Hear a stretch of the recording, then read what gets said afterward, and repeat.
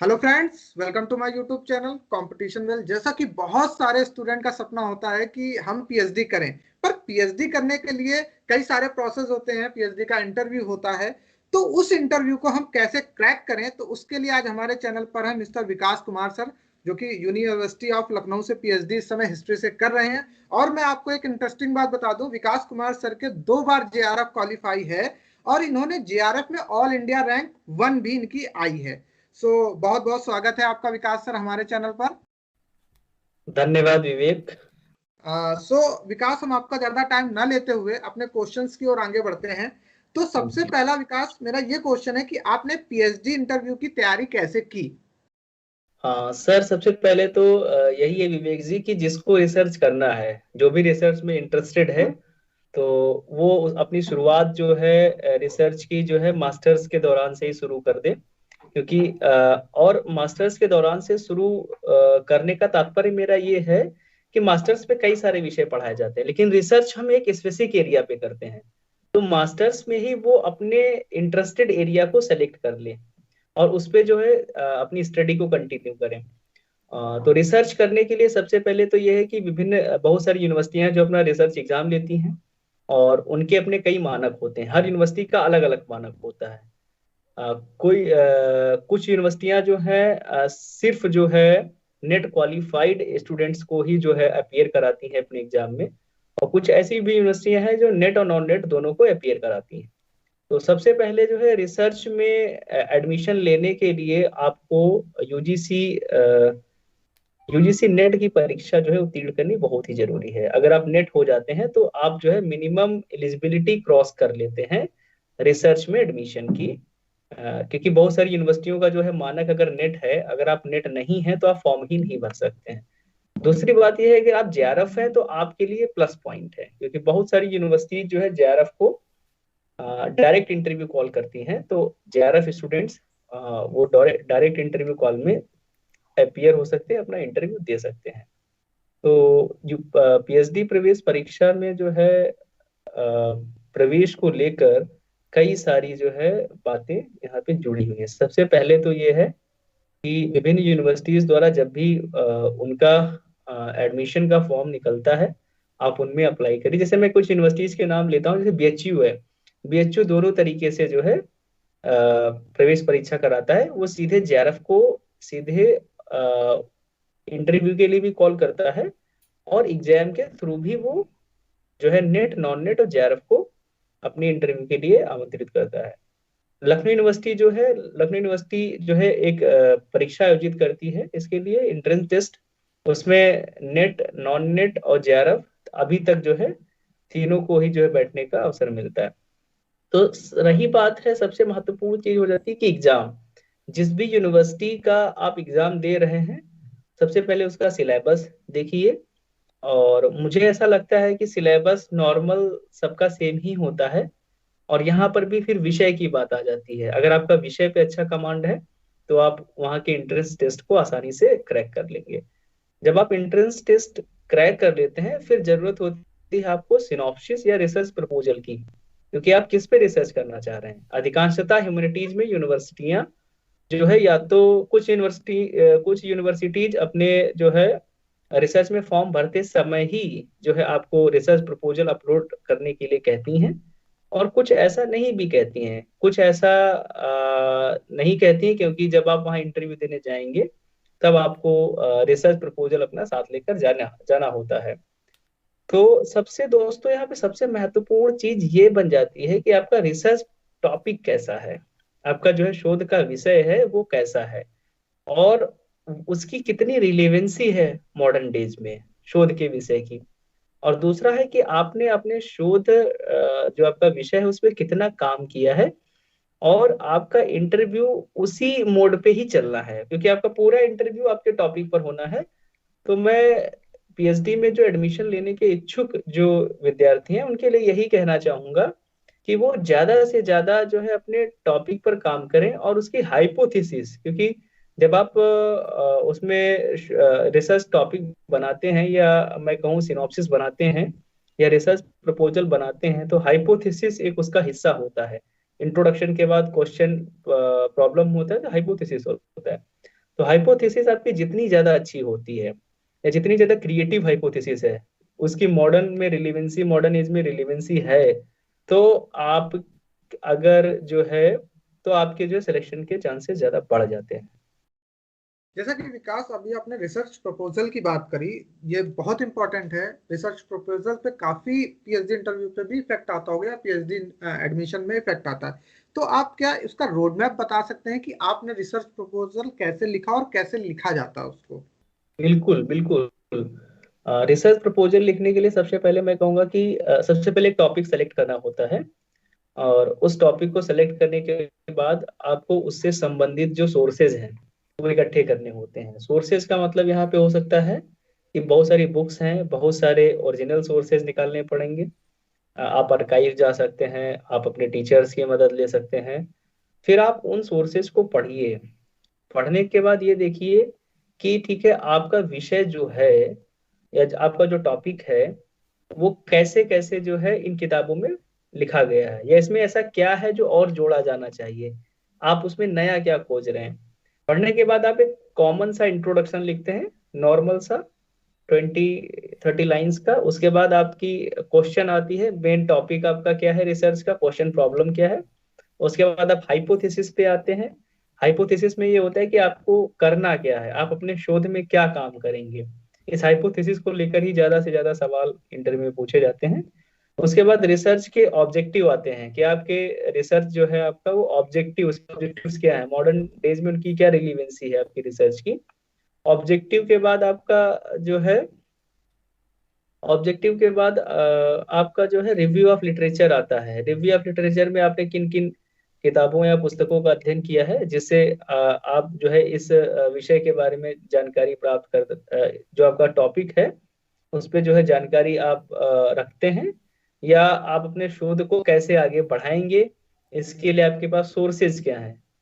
तो ये सब चीजें एक फॉर्मेट होता है रिसर्च प्रपोजल का, या मैं कहूँ सिनॉप्सिस का, जो कि रिसर्च में एडमिशन के लिए सबसे ज्यादा महत्वपूर्ण माना जाता है, और वो है भी महत्वपूर्ण। जैसा कि यूनिवर्सिटी में जो पीएचडी इंटरव्यू में नेट जेआरएफ में जैसे आपकी रैंक 1 थी, और अच्छी रैंक होने का कितना इफेक्ट पड़ता है? बिल्कुल बहुत इफेक्ट पड़ता है। क्योंकि यूनिवर्सिटियां देखो, जो शोध का एक प्रोसेस है, जो रिसर्च का एक प्रोसेस है, उसमें पैसे की भी बहुत जरूरत होती है। इकोनॉमिक जो है सोर्सेज बड़ा मायने रखते हैं किसी स्टूडेंट के लिए, क्योंकि अगर वो रिसर्च कर रहा है तो उसे पैसे की जरूरत है, उसे सोर्सेज कलेक्ट करने पड़ते हैं, उसे बाहर जाना पड़ता है। तो अगर उसके पास प्रॉपर पैसा ही नहीं होगा तो रिसर्च नहीं कर पाएगा वो। तो यूनिवर्सिटीज का ध्यान ज्यादातर जेआरएफ स्टूडेंट पे रहता है, क्योंकि जेआरएफ स्टूडेंट जो है उसको फेलोशिप मिलती है, और फेलोशिप के थ्रू वो अपने रिसर्च को कंटिन्यू कर सकता है। तो ज्यादा से ज्यादा प्रेफरेंस जो रहता है कई सारी यूनिवर्सिटियों में वो जेआरएफ को देते हैं। मतलब मैं ये नहीं कहूंगा कि अगर कोई लड़का जेआरएफ है तो वो 100% जो है सिलेक्शन ले ही लेगा, क्योंकि वो जेआरएफ के साथ साथ और भी क्वालिटीज देखी जाती हैं कि आपका रिसर्च प्रपोजल कैसा है, आपका इंटरव्यू कैसा गया है। अगर ये सब, अगर आपका एवरेज भी जाता है, आप जेआरएफ हैं, तो आपका सिलेक्शन हो जाएगा। और अगर कोई नॉन नेट भी है और वो उसका रिसर्च प्रपोजल अच्छा है, या फिर मैं कहूँ या उसका रिसर्च टॉपिक अच्छा है या इंटरव्यू अच्छा गया है, तो उसके भी सेलेक्ट होने के चांस रहते हैं। लेकिन जो है जेआरएफ को थोड़ा प्रायोरिटी दी जाती है कई सारी यूनिवर्सिटीज में, सिर्फ इकोनॉमिक बेसिस को मान करके कि ये है रिसर्च अच्छी तरीके से करेगा, इसके पास जो है पैसे की कोई कमी नहीं रहेगी, क्योंकि सरकार फेलोशिप देती है। और थोड़ा यूनिवर्सिटीज का जो है, कुछ यूनिवर्सिटीज में जेआरएफ के लिए जो है मार्क्स भी निर्धारित कर रखे हैं कि अगर कोई जेआरएफ कैंडिडेट जो है रिसर्च के लिए अप्लाई करता है तो उसको जो है अलग से जो है कुछ मार्क्स दिए जाते हैं। जैसे कि मैं कहूँ कि कुछ यूनिवर्सिटियों में जैसे जेआरएफ को 10-20 नंबर्स दिए जाते हैं एक्स्ट्रा, नेट को 10 नंबर्स दिए जाते हैं, 10 मार्क्स। तो इस तरीके से जो है 20-10 के रेशियो में रहता है। और कहीं कहीं कुछ यूनिवर्सिटियां कुछ भी नहीं करती हैं, जैसे कि जेएनयू है, उसके लिए कोई वो नहीं है, क्योंकि वो नॉर्मल रिसर्च प्रपोजल पे ही और रिसर्च कैपेसिटी और रिसर्च क्वालिटी पे ही बेस्ड मतलब यूनिवर्सिटी है, उसी के अकॉर्डिंग वो लेती है, उसको जेआरएफ नेट से ज्यादा कोई फर्क नहीं पड़ता। तो ये रहता है, हर यूनिवर्सिटी का अपना अलग अलग जी। रहता है। जैसा विकास आपने फेलोशिप की बात करी, तो फेलोशिप मंथली कितनी मिलती है जेआरएफ में? इस समय से 31,000 है। 31,000 है और 4,000 शायद टीएडीए है, तो जैसा टोटल 35,000 करोड़। जैसा कि अभी विकास आपने बोला था कि कई चीजों पर और मैटर करता है पीएचडी एडमिशन, तो मेरा क्वेश्चन आपसे ये है, वहां पे जो प्रोफेसर्स होते हैं वो स्टूडेंट से क्या एक्सपेक्ट करते हैं पीएचडी इंटरव्यू के टाइम पे? हाँ जरूर है। रिसर्च क्योंकि ये एक ऐसा फील्ड है, क्योंकि आप उच्च शिक्षा के क्षेत्र में आ रहे हैं और आपकी जो है कई सारी रिस्पॉन्सिबिलिटीज बढ़ जाती हैं इंटरव्यू के बाद से या इंटरव्यू के दौरान से ही। वो आपसे उम्मीद करते हैं कि आपका जो विषय है आपकी उसमें गहरी पकड़ हो, और जो आप चीजें जो एक्सप्रेस करें वो अच्छे से एक्सप्रेस करें, आपकी आवाज न लड़खड़ाती हो, आप अच्छे से जो है अच्छे जो है वक्ता भी हो साथ में, क्योंकि जो आपका विषय है, कहने का मतलब है आप अपनी बात रख पाए उस इंटरव्यू में, और अपनी बात से सेटिस्फाई कर पाए जो सामने प्रोफेसर्स बैठे हैं। तो ज्यादा मायने करता है कि आपका इंटरव्यू अच्छा गया है। अगर आप ऐसा नहीं कर पाते हैं तो फिर ये माना जाता है कि इंटरव्यू ठीक नहीं गया आपका। या हो सकता है कि आपका विषय अच्छा है, टॉपिक अच्छा है, लेकिन आप एक्सप्रेस नहीं कर पा रहे हैं या आप उसको एलिब्रेट नहीं कर पा रहे हैं सामने प्रोफेसर्स के। तो ये थोड़ा जो है ज्यादा अच्छा मैं नहीं कहूंगा। और कभी कभी ऐसा भी होता है कि टॉपिक उतना अच्छा नहीं है, उतना रिलीवेंसी भी नहीं है टॉपिक की, लेकिन जो स्टूडेंट है वो अच्छा जो है ओरिएंटर है, और वो अपने टॉपिक को अच्छे से प्रेजेंट कर देता है वहां पे, और उसमें कुछ नई चीजें ऐड कर देता है, तो उसके भी सिलेक्शन के चांसेस बढ़ जाते हैं। तो रिसर्च, मैं कहूँगा रिसर्च स्टूडेंट को अपने सिनॉप्सिस पे 1 साल से पहले काम करना चाहिए। जैसे मैं कहूँ कि अगर आज मुझे एडमिशन के लिए अप्लाई करना है तो मैं रिसर्च सिनॉप्सिस पे 1 साल पहले से काम शुरू करूंगा, और उसकी जो गहराइयां हैं, उसकी जो चीजें हैं, उसके जो सोर्सेज हैं, उन पे काफी अच्छा से काम करना चाहिए, और सोर्सेज पे ज्यादा ध्यान रखना चाहिए कि आपका जो टॉपिक है उसके सोर्सेज क्या है, आप किन किन सोर्सेज का इस्तेमाल कर रहे हैं। सोर्सेज में कुछ प्राइमरी सोर्सेज का अगर आप इस्तेमाल कर रहे हैं तो जो है रिसर्च जो टॉपिक है आपका काफी क्रिएटिव बन जाता है। और अगर आपके पास प्राइमरी सोर्सेज अवेलेबल हैं तो निश्चित तौर पे मैं कहूंगा कि आपका सिलेक्शन श्योर होता है। तो प्राइमरी सोर्सेज पे ज्यादा फोकस करें। सिनॉप्सिस बनाते समय जो है काफी जिन्होंने अच्छा सिनॉप्सिस बनाया है, या जो सिलेक्टेड लोग हैं यूनिवर्सिटीज में रिसर्च में, उनसे आप जरूर मदद लीजिए, क्योंकि अगर आप उनसे मदद लेंगे तो आपकी जो कमियां हैं सिनॉप्सिस में वो सामने निकल कर आएंगी। या मैं कहूँगा अपने प्रोफेसर से मदद लीजिए, तो जिससे जो सिनॉप्सिस में कुछ कमियां या खामियां हैं, या कहीं पे कोई नया टॉपिक या कोई नया बिंदु ऐड करना है, तो वो जो है वो आपको उसमें मदद करेंगे। जैसा कि विकास अभी आपने कहा था कि लोग एक्सप्रेस नहीं कर पाते हैं, मेरा क्वेश्चन ये है कि कई सारे स्टूडेंट ऐसे भी होते हैं जिनको नॉलेज बहुत होती है, पर वहां पे हाँ जाके प्रेशर में आ जाते हैं। और प्रेशर में आ जाने का मतलब ये होगा कि कुछ ना कुछ गलतियां होती हैं प्रेशर में आ जाने से। तो आप उन लोगों को क्या सजेस्ट करना चाहेंगे कि वो प्रेशर से बाहर निकल पाए और जो उनको नॉलेज है उसको बहुत अच्छे से वहां पे एक्सप्रेस कर पाए वहां पे? अगर कोई वो कुछ नया टॉपिक ऐड कर रहा है, कुछ ऐसा पूछ रहा है जो आपकी रेंज से बाहर है, जो आपने नहीं पढ़ा है, तो आप ये कह सकते हैं कि सर मैं अपने शोध अध्ययन के दौरान मैं इसको जो है अपने शोध में शामिल करूंगा। अभी मुझे इस चीज का कोई ज्यादा जानकारी नहीं है, बस इसको कहकर खत्म करिए, क्योंकि उस चीज से जितना जल्दी निकल सके निकलिए। वो उसके अंदर घुसे इससे पहले आपको निकलना पड़ेगा। इससे बचने का यही तरीका है कि आप सीधे से कहते हैं कि सर मुझे अभी इसकी ज्यादा जानकारी नहीं है, मैं इस पे काम कर रहा हूँ, और मैं जो है आपकी जो है बात को या आपके बिंदु को जो अपने शोध में, अगर मुझे प्रवेश मिलता है तो अपने शोध में शामिल करने के लिए सर कोशिश करूंगा, मैं इस पे विचार करूंगा, मैं देखूंगा इसको। जी। ऐसे उससे जो है आप बच सकते हैं, क्योंकि अगर आप उससे बच नहीं पाएंगे तो फिर वो उसमें घुसते चले जाएंगे, और आपको एक दूसरे उसमें डायरेक्शन में मोड़ कर लेकर चले जाएंगे वो, जहाँ पे आपका इंटरव्यू काफी खराब हो जाएगा। एक क्वेश्चन इसमें और मेरे दिमाग में विकास आया, क्या वो आपसे जिस समय इंटरव्यू होता है तो वो आपसे इंटरेस्ट टॉपिक आपका पूछते हैं और उसी से ही क्वेश्चन बिल्कुल पूछते हैं? बिल्कुल। ये बिल्कुल हम नहीं कह सकते कि जो आपका, अगर आपने सिनॉप्सिस वहां पे दिया है तो वो आपके सिनॉप्सिस से ही सवाल पूछेंगे। वो आपसे कोई मतलब बाहर से कोई सवाल ज्यादा नहीं पूछेंगे, क्योंकि आपका विषय इंटरेस्ट वही है। कभी कभी ऐसा होता है कि वो आपसे कह देते हैं कि बेटा इस पे ज्यादा काम हो चुका है, ये बहुत ओल्ड हो चुका है या इस पे अब काम नहीं हो सकता, आप कुछ और करना चाहते हैं क्या। तब वहां पे समस्या खड़ी हो जाती है। तब स्टूडेंट को तुरंत एक नया टॉपिक बोलना होता है कि मैं सर इस पे काम करना चाहूंगा, मेरे लिए ये मैं इस पे कर लूंगा। या वो कहेंगे कि आपके पास कोई दूसरी सिनॉप्सिस है क्या, तब आपको वहां देना पड़ता है। तो कहने का मतलब ये है कि एक स्टूडेंट के पास एक सिनॉप्सिस हो ये काफी नहीं है। मैं कहूंगा कि 2 या 3 सिनॉप्सिस बनाकर रखे वो, और उनको प्रॉपर लेकर जाए रिसर्च इंटरव्यू में। क्योंकि अगर वो प्रॉपर सिनॉप्सिस लेकर जाता है, कभी कभी क्या होता है कि एक ही टॉपिक को कई सारे स्टूडेंट लेकर आ जाते हैं, या एक ही टॉपिक को कोई 2 स्टूडेंट लेकर आ गए, तब आपको वो वहां मदद करेगा। और रिसर्च इंटरव्यू में प्रोफेसर क्या सोचते हैं, आपसे क्या पूछते हैं, उसका बहुत ही शांति पूर्वक आप उत्तर दीजिए। अगर आपको नहीं आता है तो आप बिल्कुल डिनाई कर दीजिए कि सर मुझे नहीं आता है, मैं कोशिश करूंगा इसको जानने की।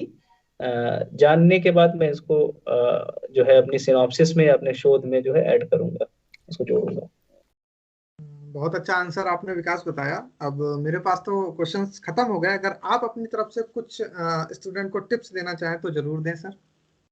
हाँ, प्रॉपर अगर कोई स्टूडेंट रिसर्च में जो है रिसर्च करने के लिए जो है इच्छुक है, और या फिर रिसर्च करने की इच्छा रखता है, तो वो प्रॉपर अपनी रिसर्च की तैयारी अपने मास्टर्स से शुरू करेंगे। मैं फिर कहना चाहूंगा कि रिसर्च का और नेट यूजीसी नेट जेआरएफ का अहम हिस्सा जो है मास्टर्स है। आपका मास्टर्स की डिग्री, आपका मास्टर्स का कोर्स, आपका मास्टर्स आपकी पहचान है रिसर्च और आपके यूजीसी नेट के लिए।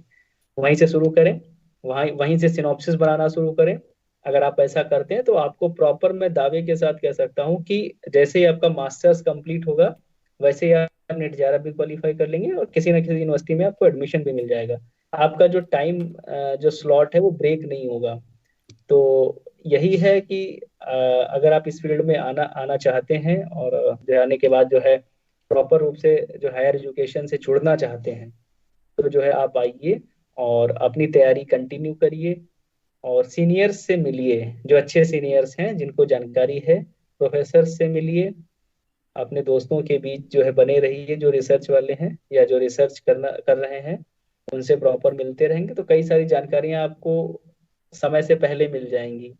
कि जैसे कि मैं कहूँ कि मुझे जो जानकारियां हैं, मैं अपने जूनियर्स को ट्रांसफर करता हूँ, तो उनको वो कम समय मिलने, क्योंकि मैंने इस उम्र में हासिल की है, क्योंकि मेरी उम्र तो उनसे बड़ी है, और वो छोटी उम्र में हासिल कर ले रहे हैं। तो इससे एक चेन बन जाएगी, और आप काफी आसानी से जो है चीजें टैकल कर पाएंगे रिसर्च। दूसरा ये है कि रिसर्च फील्ड में जो है आपका गाइड काफी मायने करता है। कभी कभी भी किसी यूनिवर्सिटी में आप इंटरव्यू देने जाइए, अगर आप अपने विषय से संबंधित या अपने विषय से संबंधित और उस यूनिवर्सिटी के डिपार्टमेंट के बारे में पूरी जानकारी रखिए, कि उस डिपार्टमेंट में कितने टीचर हैं, किस टीचर का एरिया क्या है, किस पे वो रिसर्च, किस पे उनका रिसर्च है। आजकल नेट पे जो है, आजकल जो है ऑनलाइन या गूगल पे सभी चीजें अवेलेबल हैं। आप किसी भी यूनिवर्सिटी का डिपार्टमेंट खोल सकते हैं, उसमें पूरा लिस्ट चेक चेक कर सकते हैं कि कौन सा प्रोफेसर किस डिपार्टमेंट में है, और उसका क्या इंटरेस्ट है। तो अगर आप अपने विषय में या किसी यूनिवर्सिटी में इंटरव्यू देने से पहले ये सब चीजें जानकारी रखते हैं, तो आपको एक मोटा मोटा आंकड़ा हो जाता है कि ये सर जो है ये इस फील्ड के महारथी हैं, या इस फील्ड में इनका जो है कमांड है। तो ये, अगर आपका मिडिवल का टॉपिक है तो वो ज्यादा सवाल नहीं पूछेंगे, या पूछेंगे भी तो नॉर्मल सवाल पूछेंगे। या फिर आपको ये पता चल गया कि ये मिडिवल का स्पेशलिस्ट है ये प्रोफेसर, और आप उस यूनिवर्सिटी में इंटरव्यू देने जा रहे हैं, आपका टॉपिक भी मेडिवल है, तो आप मेडिवल पे उससे, उस प्रोफेसर से जो है ज्यादा अगर आपका कनेक्शन हो रहा है, तो आप वहां पे काफी कुछ फायदे उठा सकते हैं, फिर अपने आंसर्स को क्रिएटिव बना सकते हैं। ये सब चीजें मायने करेंगी। और रही बात रिसर्च में एडमिशन की, तो वो हर यूनिवर्सिटी के अपने अपने नॉर्म्स पे निर्भर करता है। और रिसर्च में एक सबसे महत्वपूर्ण बात यह है कि सीट्स की संख्या बहुत कम रहती है, नंबर ऑफ सीट्स बहुत कम रहते हैं। वो चाहे साइंस बैकग्राउंड से हो या ह्यूमैनिटीज में हो, हर यूनिवर्सिटी बहुत कम संख्या में सीटें निकालती है। और तो ये जो है काफी चैलेंजिंग हो जा रहा है अभी, क्योंकि जेआरएफ होने के बाद या नेट होने के बाद रिसर्च में एडमिशन मिलना काफी चैलेंजिंग बनता जा रहा है स्टूडेंट्स के लिए। इसका सबसे प्रमुख कारण यही है कि सीट्स बहुत कम आते हैं।